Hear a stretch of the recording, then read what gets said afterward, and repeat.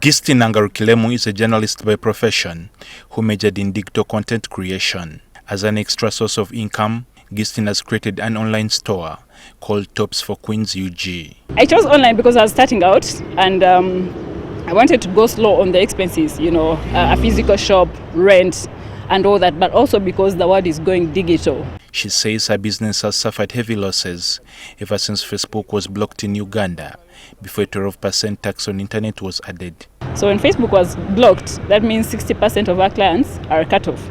So we're left with just 40% really. And that's a huge loss because 40% is a very small number for any business. I'll give an example. If we're getting about 30 orders in a day, 15 were coming from Facebook. Now we are only left with 15. That's a big loss. She now wants the government to reverse its decision to levy a 12% tax on internet and also unblock access to Facebook. Because the main reason for blocking Facebook, first of all, is not, it seems more political than anything else, So from my end, I would say, please sort your politics mess, and for us, let us work. I think government has the capacity to, if it thinks people are misusing Facebook, then let them try and look out for those people. The other day they arrested someone who announced the president. So that means they have the capacity. They just choose to use it when they want to use it. But for heaven's sake, use it if you want to weed out whoever is doing wrong and let us work. As youth in Uganda mark International Youth Day, they are calling for several of their challenges to be addressed. The first biggest problem of the young people of Uganda today is a question of unemployment. The second problem of the young people is poverty. The third problem is lack of skills. Then, of course, there are those who do not have employable skills. But there's also a big challenge around young people and education today. Many of our young people are dropping out of schools in preference of not continuing, perhaps because school is not presented in the best ways we could.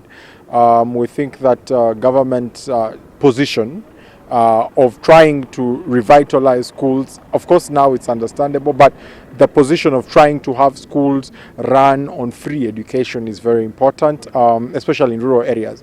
The Minister of Economic Monitoring, Peter Ogwang, says government has put interventions to try and improve the livelihoods of the youth. It is beginning to drive the question of putting more emphasis on technical education, scientists, which are able to be job creators than job seekers. This is an area where government is moving in. Number two, government is beginning to put in a lot of investment in supporting projects for young people which are able to employ more young people.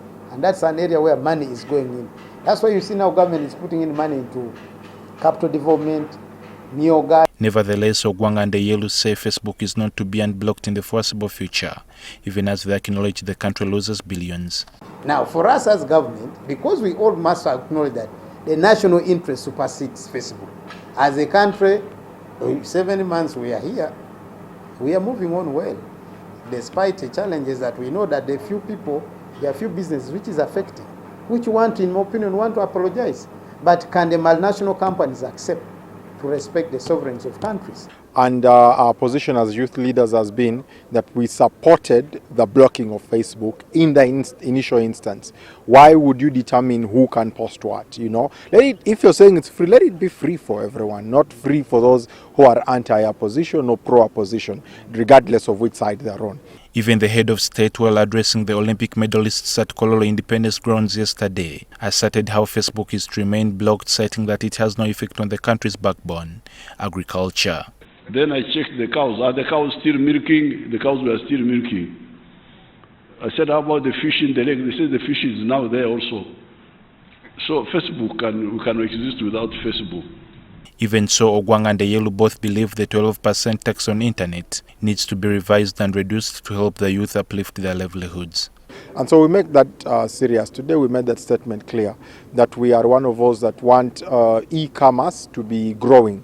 But to grow e-commerce, you must be able to say, can we have 12% revisited? It is too high. We have put it to the president and we have requested government to actually revisit it for the purpose of ensuring that this continues upward.